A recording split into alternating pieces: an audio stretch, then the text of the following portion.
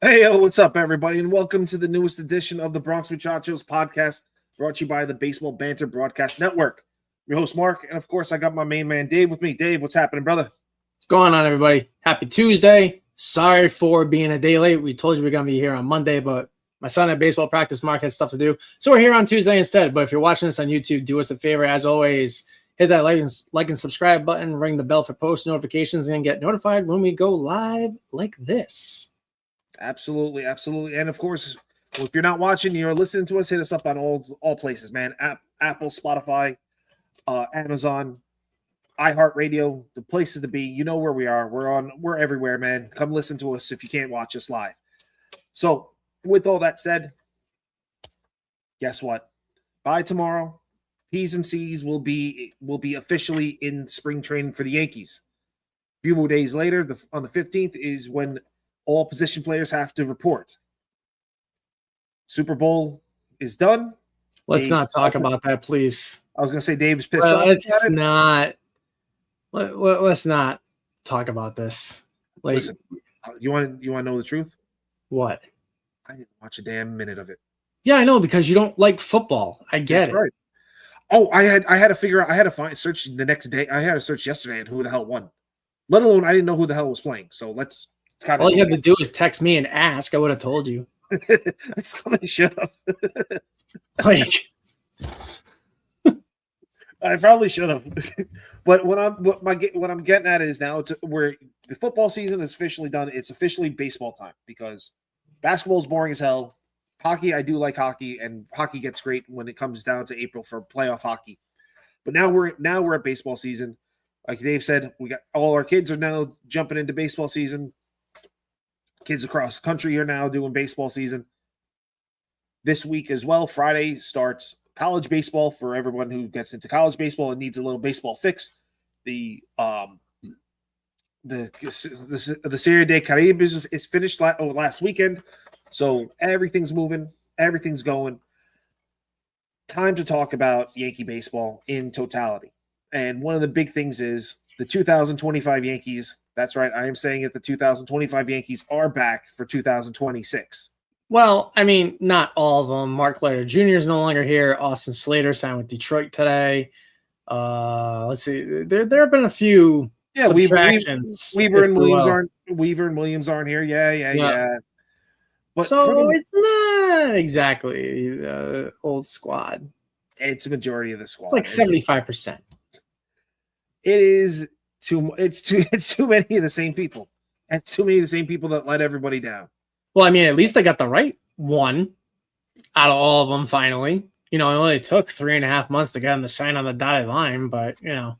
Hey, you know what? His agent was trying to drum up the business and get him what he needed. Yeah. So, yeah. Now, I feel you on it all, but, you know, I do think that I think that they could have done something different. I think they could have gotten better. But we've had those conversations. Whatever. Shoulda, coulda, woulda. I'm not here to kick this dead horse about. That's what I was going to say. Like, this offseason pissed me off. I don't want to talk about it anymore. And I literally got to a point this offseason where I was like, I don't even want to do this podcast the rest of the offseason because we have zero to talk about. No. It got annoying. Like every little man, not just us, everybody out there. Anytime there was a little morsel of a crumb of a rumor, that everyone went down the rabbit hole. And what did the Yankees do? They kind of laughed at everyone, gave a couple middle fingers, and went and did the status quo. Did nothing. It was almost like waiting for the Vatican to put the white smoke up that they've elected a new pope. It's like everybody else was getting their new pope, but us. Crazy. Yeah. So speaking of new popes and all that crap, let's see what we're here to talk about what we think is the most important part of now with this team. What's going to be any real storylines that's going to happen this spring training? Well, they already, we re-signed Paul Goldschmidt for a 1-year, $4 million deal.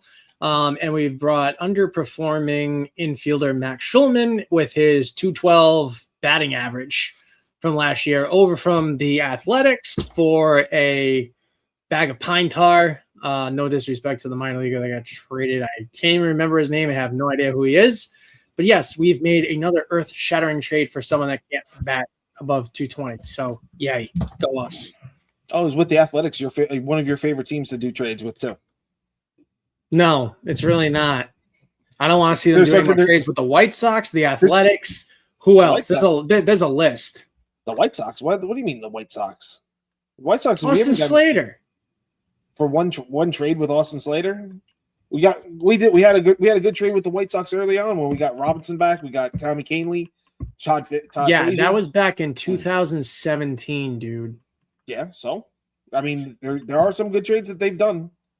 That's what I'm trying to say. I had plenty of trades with Pittsburgh. I've had plenty of trades with Miami. That Miami made the list too. I'll do trades with Pittsburgh all day long because at least they don't try to screw us. That's not even screwing. I think it's just whatever the Yankees give up too much stuff along the way. But neither here nor there. So let's talk about it this way. Going into spring training, what are you most excited for? Garrett Cole to get back on a mound and throw 95 miles an hour. Okay. That's going to wait a little bit for that one because he's supposed to be back.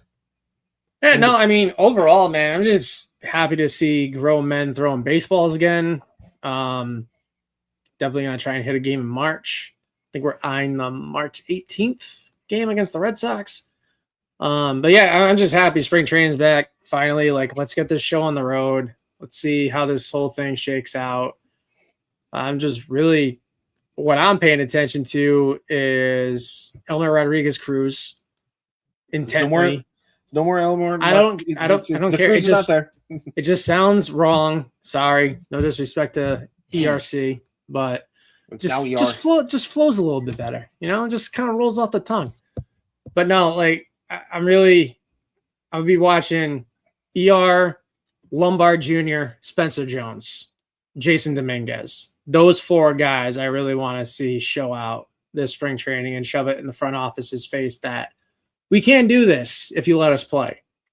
So I'm also going to be interested to see how Oswaldo Cabrera has come back from snapping his ankle in half and having surgery because he's one of my faves too. But yeah, overall, I'm just glad to finally be back here and, enjoying professional baseball again. So that's really what I'm looking forward to. I definitely want to see. I want to see what Ryan Weathers has to offer. I know they started working. I know he started working on a couple new grips on pitches. So I'm really excited to see that. Hopefully, he kind of moves. He's talked about he's changed his off-season workouts. He's not trying to be the gym hero anymore. He wants longevity. He want upper 90s, low, maybe touching 100 miles an hour with the fastball. That plays, man. That plays as a starting pitcher, and if he doesn't make it as a starting pitcher, that plays in the bullpen. So he's got a lot. He's got a lot of versatility going for him right now. I want to see how that plays out because guess what? That could really make you. That could really help and change this whole rotation around. Because when you get Cole back and when you get Rodon back, you go Cole, Fried, Rodon, Schlittler. Then you have a choice of Weathers or Heel. The loser of that goes to the bullpen. Warren's in the bullpen. You start building out and you start strengthening the entire pitching rotation and the pitching staff that way. So this is how I see them using him. Not knowing what Garrett Cole you're getting back, I could definitely see them using him as a sixth starter or a spot starter. Who is he that you're referring to? Weathers? Weathers. I could see them using him kind of like how Joe Torre used Tanyan Sturtz with spot starts, giving guys extra days off in the rotation if they need it. And then also it makes Ryan Yarbrough expendable if he can pull through and get himself going for when Rodon and Cole come back from injury. Someone's got to go. So if he's locking it down and throwing heat and doing everything he's supposed to be doing, I mean, it makes Yarbrough expendable. You're only paying him $2.5 million. Bye. No, I get you. And I'm with Jeremy from the chat in our chat right now. Oh, Feels El like Jefe is checking in, huh? and it feels like when the heel should be in the bullpen. I'm with that. I think that's heel, where his longevity is. I think heel could start out. You could put heel as your 8th inning guy. Ooh, you know what? Well, Yeah, think about Bednar's the closer, so that's not going to work. I was almost going to say put his ass as a closer because no, he could no. that Bednar's only here stuff for and this that year. velocity, man. Whew. Bednar's Nasty. only here for this year. He's a free agent after this year, so you can transition him there after this year. I mean, I kind of like that. I mean, I know I was against him being a reliever, but I just don't want to keep seeing this kid get injured because it's eventually going to get to a point where he's going to sustain a big enough injury to where it might end his career. And he's way too talented and too damn good to have that happen to him. So I mean, I wouldn't mind seeing him as a closer. Shoot. Put him as a closer. I mean, we got it. The Yankees are a system right now that can produce arms. Why turn around and say, okay, well, why keep force? The Yankees are doing enough damage on the offensive side of trying to smash a square pegs into round holes. Don't have to do it on the pitching side. They got the horses to do it on the pitching side. I mean, they're gonna try. I mean, they do it they're gonna try. They always try. They always try. But you have heel that you can then transition into the bullpen. You do have, at some point, you got Elmer Rodriguez coming through, Carlos Organe, Ben Hess. You have Bryce Cunningham too. Thank you, Bryce Cunningham. You still got Chase Hampton in there. You got Brock Selvage. I mean, as much as you're kind of shaking your head, those are still dudes right there. You got a Thatcher Hurd that's coming around too, and he's going to be a bullpen guy. You got a Pico Cohen who's in the bullpen as well, and those are guys that can move really quickly through those bullpen guys can move fast through the system and get to the big leagues. Yeah, I mean, you only throw in an inning or two or being an opener. And what I'm saying is that the pieces are in place that they can fly through the system and get to the big leagues, and especially for Hal, speaking directly to him. They are cheaper options because you know how much he likes to save his money along the way. Let's just say this: he spends his money, he spends it incorrectly, but when he doesn't want to finish the job, he likes to cheap out on the pieces to finish the job. So this is perfect. This is perfect things for them is to turn around and get some cheap, talented assets onto the big league club that will and can perform for you. That you don't always have to sign the 35-year-old over the hill veteran because you trust a veteran over a relief bit over a rookie. When a rookie the rookie can push it forward for you where the veteran is now stagnant along the way. And there's another minor league arm that people aren't really talking about it either. Brendan Beck. So he started game 1 of the International League Championship Series against the Jumbo Shrimp. I had the opportunity to take my wife and my son to that game, and let me tell you something. Brendan Beck has one hell of an arm. He's filthy. He's filthy.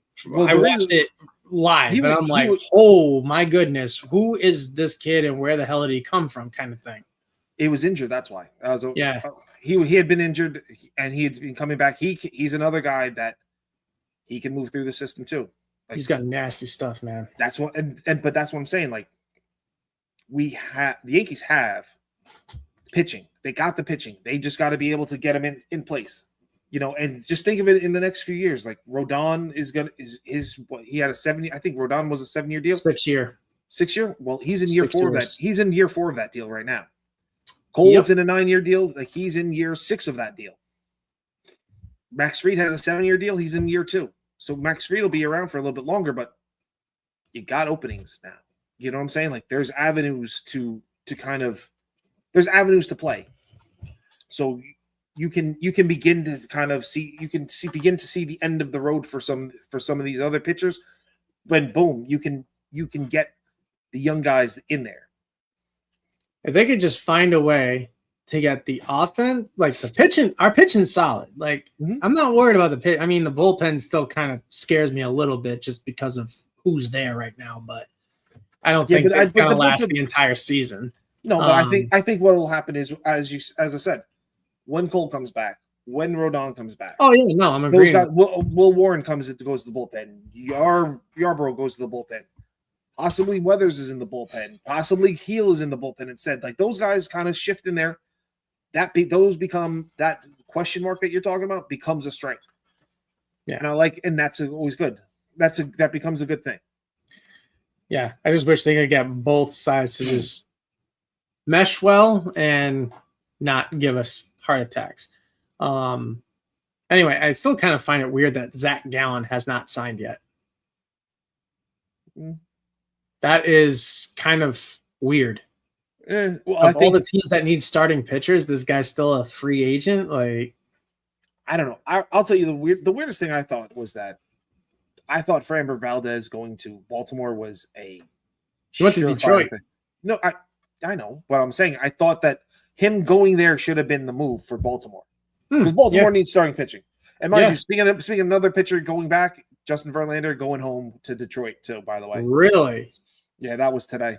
Huh. I wonder if Scherzer goes with them. I don't. Well, the two of them aren't boys, man. They always butted heads. Really? They hate each other? Yeah, that was always the big rumor. Like when they were together with Detroit, Scherzer was the younger brother. It was like little brother to Justin Verlander. Verlander was always. The rumor was that Verlander was always a head case. Anyway, like the dude's just out of his mind. But then they went back to the Mets, and what happened? They were there in the Mets for what? A season? Half. They got traded at trade deadline the year that they signed. Yeah, you know what I'm saying. So it's like, but you know that also Met team was just not good to begin with. So I get it, but no, straight dumpster fire from hell. By the way, yeah. But what I'm saying, but good for Verlander going back home to probably finish his career out with. Yeah, he's gonna retire. You know, that's the one thing. Like, unfortunately, like he's one of those guys that he should never have left Detroit.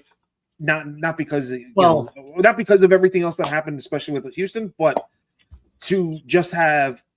I thought he would have been one of those cool guys, those guys to have one uniform his entire career. I agree with you, but when the trade happened, they left it up to him. Like the GM of the Tigers, like literally, it was in the 11th hour of the trade deadline that year, and they were like, "We're trading you to Houston. Like, do you want to go?" And he went there to get a ring. Like I would have. Yeah. He's one of the non-Yankee pitchers I've always loved just because of how much of a competitor he is and just how much of a dog he is, man. Like I would have killed to have seen him and Scherzer in Yankee uniforms at some point in their career because I just feel like those two guys just fit the mold for the organization. But yeah, I agree with you. Like seeing him in an Astros uniform was weird. Seeing him in a Mets uniform was weird. Seeing him pitch for the Giants was weird as hell.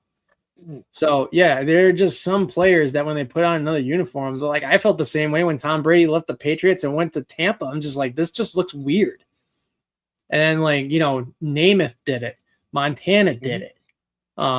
It's just odd. It just doesn't look right. I mean, imagine seeing Derek Jeter wearing a Cleveland Indians uniform. Just no. Michael Jordan looked weird in a Wizards uniform. Like, yeah, this doesn't fit. You're right about that, but then there's some people that you kind of see them in all the different uniforms. You know what I mean? Like Manny Ramirez, he played. How many teams did he play for? He played for like 4 or 5 teams. Ricky Anderson. Look at how many teams he played for. Robbie Alomar Jr. Uh-huh. Rafi Palmeiro. Him and Will Clark were just trading teams. Cubs, Texas, Baltimore. Yeah, but I mean, but they were. Unless I'm missing one of them. No, I don't think so. He spent a majority of his career with the Rangers and the Orioles, though. Yeah, but I mean, they were flip-flopping back and forth between the two.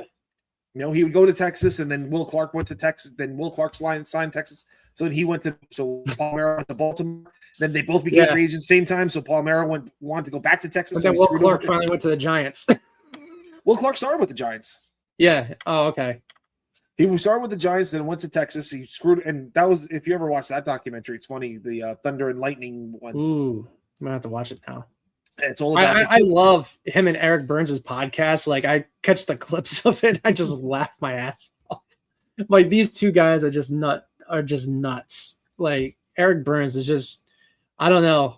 I don't know if he always had that kind of energy or Nick Swisher rubbed off on him at some point in Oakland because No, Burns was the big leaguer. Was Burns the big leaguer? Then they got Swisher. I don't remember, but they both played together in Oakland. Yeah, they both. No, so you know what it was? It was Swisher. Swisher got to meet. No, he didn't get to meet Giambi, but he knew of Giambi. Eric Burns. Yeah, he was in the minor leagues. Yeah, no, he got drafted the year, but that he got no. Yeah, Swisher was in the minors. Doesn't matter. Either Jason left the A's in 2001, so that doesn't. Yeah. Well, maybe it does track because Swish is what 45 now. Yeah, it's possible. I think they crossed paths at one point. Well, I also want to give a shout out to Daniel Barris. Daniel Barris Sports Highlights. What's up, buddy? How you doing? Cheers. Yes. it was tea, nothing else. I promise. Sure, we'll go with that for a while. Everybody in my house is getting sick. That's why you just drink your hot tonics instead. No, dude, I haven't drank in months. Yes, Heel reminds Jeremy threw up his thoughts about Heel.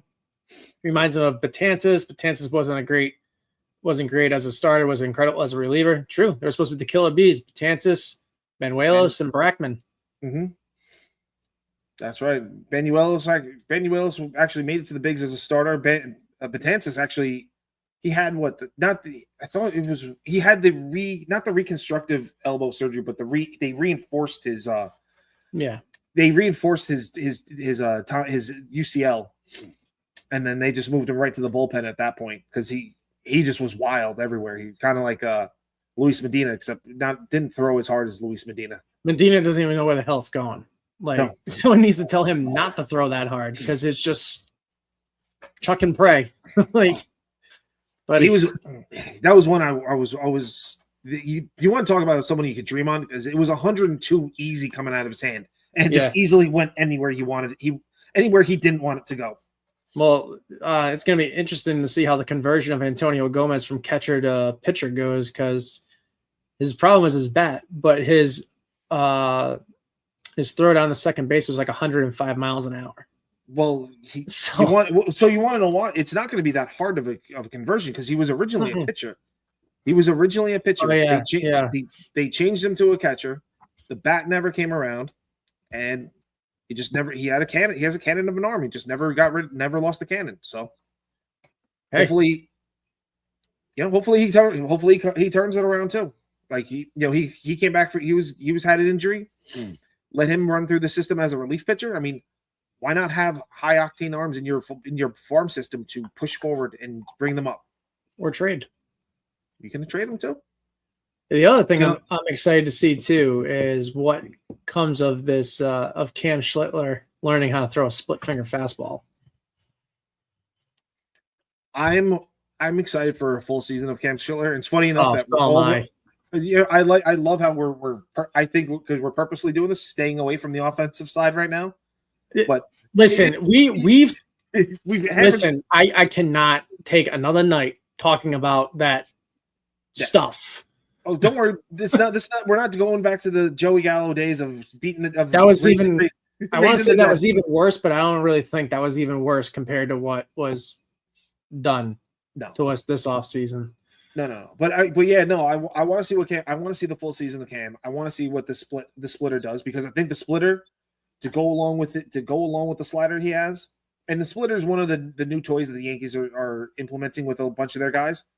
It was first it was the sweeper, then it was the sinker. Now it's the splitter. So they got the gas station that they're teaching all these things to them down there, and give Matt Blake a lot of credit because he's taking pitches and working with them, and he's finding what works, what's not working for a bunch of these guys. And Cam Schlittler is another one, easy 100, break off a devastating split finger. That especially when you're thinking about when you got people thinking slider instead, boom, it becomes a different animal altogether. So let me ask you about these two. What do you think we see out of Bednar and Doval this year? Now that Blake has them for a full spring training, not trying to un-F them on the fly. What do you think we get out of those two? I think Bednar will still be Bednar. I like Bednar last year. I think Bednar was, he wasn't, he was shaky a little bit, but he was more sturdy than Devin Williams was sturdy. When Devin Williams moved down to the 8th inning, he became a better pitcher, but Bednar kind of allowed Williams to be better. And I think Bednar is good enough as a good pitcher. I think this year he'll get 30 plus 35 saves, I think 35 40 saves. Duvall's the wild card because he's got the stuff, but he does. He just doesn't have the command. Filthy out in San Fran. It's just the command, and if he can harness his stuff, he's legit, man. I mean, then you're talking about think of it this way: for this season, Bednar in the 9th. Then you got your choices of possibly Heel or Weathers, however you want to play this, and Duvall going 8th inning. Then you got Will Warren. You could be your long reliever. You got Yarbrough, and you got Tim Hill already. Now you're Fernando Cruz. Fernando Cruz, I haven't touched on yet. He throws a nasty splitter as well. So I mean, your bullpen is already becoming stronger once you start putting these pieces together for it. I think that's something that's worthwhile. And let's be honest with you, everybody goes down with injuries at some point, right? So ER just some more than others. Yes, you're 100% right. But ER's got a good chance of making I always said ER is going to be the first call up from the minors to pitch. Hot take when you're done. Yeah. No, ER is gonna make his way up to the bullpen. I think not bullpen, pardon me. I think he's gonna be in the starting rotation. I think LeGrand is gonna make a show in this year too. This might sound like a hot take, but I think ER makes the team out of spring training. It's funny, Boone. I think Boone's already said what his starting rotation, his 5 is. Not as a starter, as a reliever. No, I think no. You don't think so? No, I will say this. I think LeGrand has a better shot at coming as a reliever than ER. He's not on the 40 though. You don't have to. Yeah, but you don't need. What I'm saying is, look at all the times that they didn't have people on the 40 and they pushed them into the rotation. Right. I'm just saying it makes things easier if they're already on the 40, but they'd also want to mess with his. He's not Rule 5 eligible yet. I don't think. No, if he is, he's not this year. I mean, if he's Rule 5 eligible next year, then yeah. Or even if it's at the end of the season, doesn't matter. They'll figure it out. Because I think LeGrand is Rule 5 eligible after the season, I believe. To be honest, at the end of the season, I think that's when he is. Because Lalane was Rule 5 this past year. I think LeGrand came the year after Lalane. So that's where I think that happens. But yeah, no, I think ERC and LeGrand stay in. I think they stay down in AAA and they go 1-2 in AAA. Like that's being your rotation, and then you get Hampton, and then you get, Selvage, and then you got Beck, and you got all these other dudes moving up too. So I think that, like, your AAA rotation is going to be nasty. That's what I'm saying. Your AAA rotation is going to be filthy, right? So let those guys cook. Literally let them and go forward from there, and then boom, pick one, whatever day it is. How much playing time do you think GLJ gets in spring training? It's funny with the Golden running out. I think he gets more playing time. Well, he's hurt; he can't play anyway. So that's what I'm saying. With the Golden Boy out of commission, then I think Large gets. I think he gets a good amount. I really do. I think he gets a good amount. He gets a lot of it. Because I mean, they already know what they're going to get from Caballero. They just want to make sure Caballero gets his at bats at this point. Like get him his 70 to 100 at bats or whatever, wherever the case may be in between that. But the rest of the time, I think Lombard Jr. is going to go. Like, I think he'll be pretty much like on every single road trip to wherever they go. I think that, what is Caballero plays 2 innings or whatever, 3 innings, something like that. I mean, nowadays they push him a lot further along than they used to. But George will get a bunch of games. He'll be playing in a lot of these games. You'll see them, and the Yankees are going to really take a good look at him. He didn't have a AA wasn't kind to him this past year, but I think also from everything I was understanding is that the Yankees were used AA for him to learn to hit with power as opposed to just hitting for contact. But his defense is really solid. So, and that's what's coming up, is that his defense is solid and move forward from there. Yeah. So, little non-Yankees news. The Boston Red Sox signed IKF today, and then they pull off they were involved in a 6-player deal with the Milwaukee Brewers. They acquired Caleb Durbin, Andrew Montesario, and Anthony Siegler, and future considerations. Anthony Siegler. Yeah, Anthony Siegler is going to the Boston Red Sox with Caleb Durbin for Kyle Harrison, Shea Drohan, and David Hamilton going to Milwaukee. So, yeah, seems all of our cast-offs are shipping up to Boston. What do you make of that trade? It's a good trade. It's a good trade for the Red Sox, to be honest with you. They need another infielder. Caleb Durbin was top 3 for Rookie of the Year this past year. He's a blue collar guy. He's gritty. He can really play. And I think being at third base for them is going to really be something that they need. I don't think that they really. I don't know if they really trust Marcelo Meyer, to be honest with you, anymore, because they got Trevor Story, and they're going to keep Trevor Story there at shortstop. Marcelo Meyer, can be pushed to third base or second base at this point. They got somebody else up there that can play second base as well. I forget who it is right now, but they got a youngster there. So to get Caleb Durbin means he's going to third base, and then they're pushing Marcelo Meyer out of third base. God, I got his name on the tip of my tongue. Campbell. Yes. Christian Campbell. Christian Campbell. Yeah, so that's where it is. And I'm still surprised that the Red Sox have held on to Jared Durant of this entire time. Yeah. I mean, I honestly think they'd be dumb to trade him. I really do. I don't think that'd be a smart move for them at all, especially with Yoshida being a full-time DH and not being able to play in the outfield.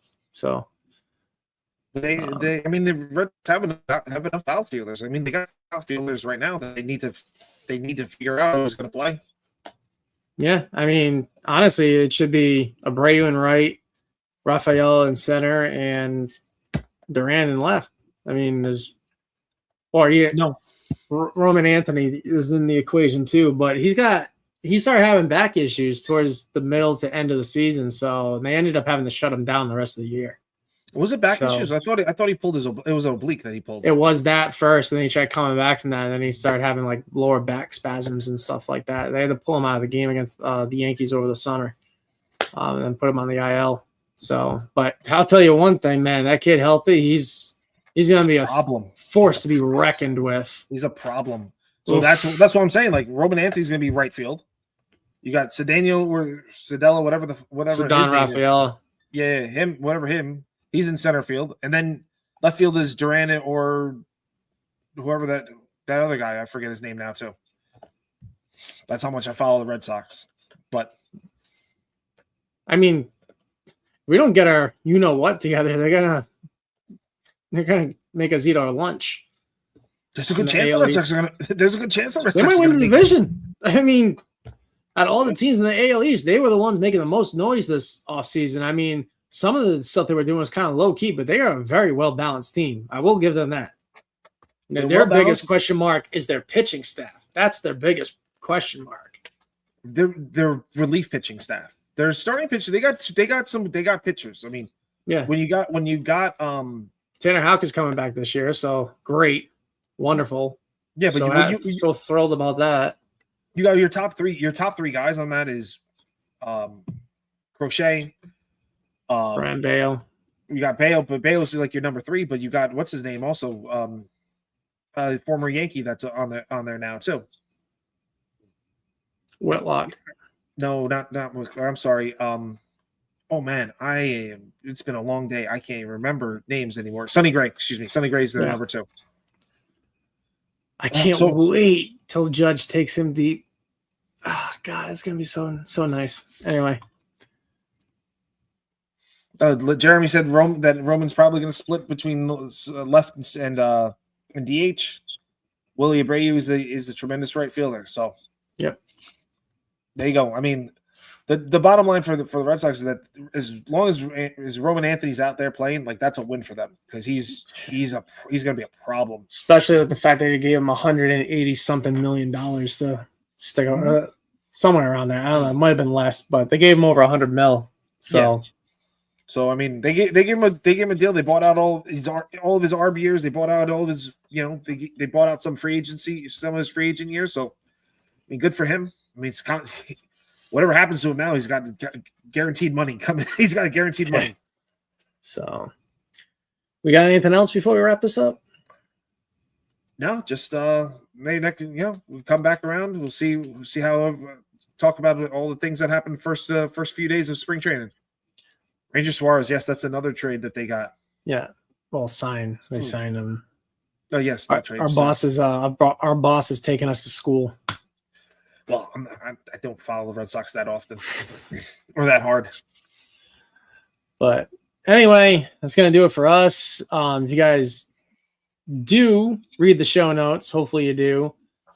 Check out our merch store, man. We got a lot of good stuff over there. It helps support the podcast, not us as individuals, but us as an entire team, which we have about 15 to 20 people that cover all sorts of different teams across MLB that we started putting together last year during the State of the Franchise series that we were doing. And also, we are reviving our football channel this year, the Gridiron Banter broadcast. So if you're into football, go ahead and subscribe to that channel as well. And also, if you are a content creator for any football team, we got the Patriots on lock, we got the Vikings on lock. So if you're a content creator for any of the other teams, reach out to us on Instagram. Love to talk to you. Love to get you involved. So that's what we got going on. But yeah, you can do us a favor, buy some merch. It would help us out tremendously with what we want to do and where we want to go this year. So we will see you next week. Have a good week, everybody. Take it easy, everyone.